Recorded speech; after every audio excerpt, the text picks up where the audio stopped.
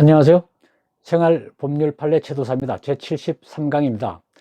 병원에서 입원 환자들의 휴대폰 도난 방지를 위한 의무가 있는지 그 내용을 대법원 판례를 통해서 알아보도록 하겠습니다. 2003년도 4월 11일 선고한 대법원 판례입니다. 먼저 사실관계를 보겠습니다. 어떤 환자가 급성 폐렴 증세로 병원 6인실에 입원하였습니다. 근데 침대 옆에는 잠금 장치가 없는 사물함이 있었는데요. 그 사물함 속에 그 환자가 예금 통장, 신용카드 등이 들어있는 핸드백을 넣어 두었습니다.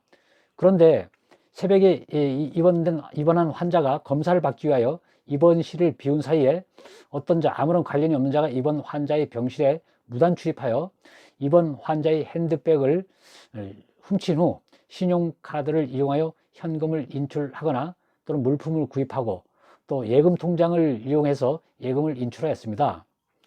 이에 이제 피해를 입은 환자가 병원을 상대로 손해배상 책임을 청구했습니다.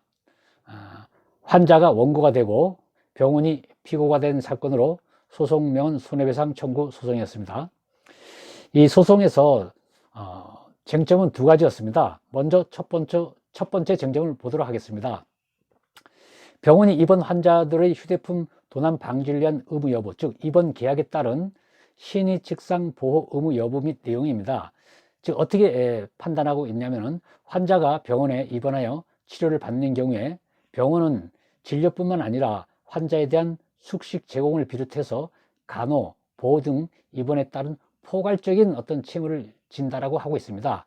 따라서 병원은 병실의 그 출입자를 통제 감독하든지 또 그것이 불가능하다면 최소한 그 입원 환자에게 휴대폰을 안전하게 보관할 수 있는 잠금 장치가 있는 사물함을 제공하는 등으로 입원 환자의 휴대폰 등의 도난을 방지함에 필요한 적절한 조치를 할 신의칙상 보호 의무가 있다고 하고 있습니다. 신의칙상 보호 의무입니다.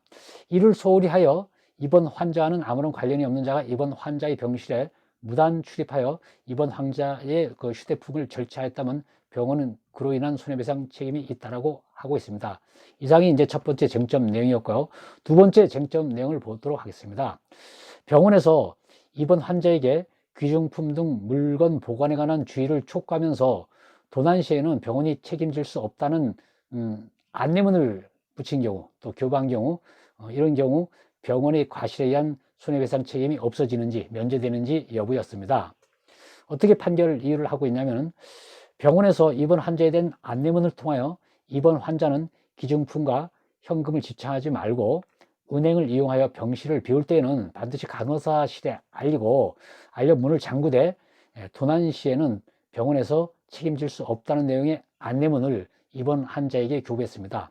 이렇다 할지라도 병원에서 과실이 인정되는 이상, 즉 어떤 과실이냐면은 즉 병원이 경비 인력을 늘리거나 잠금 장치가 있는 사물함을 비치하는 등으로 도난 사고 방지를 위한 조치를 제대로 하지 아니한 과실이 있다면은 그걸로 인해서 발생된 손해라면은 병원은 결국 손해배상 책임이 있다는 취지로 판단하였습니다.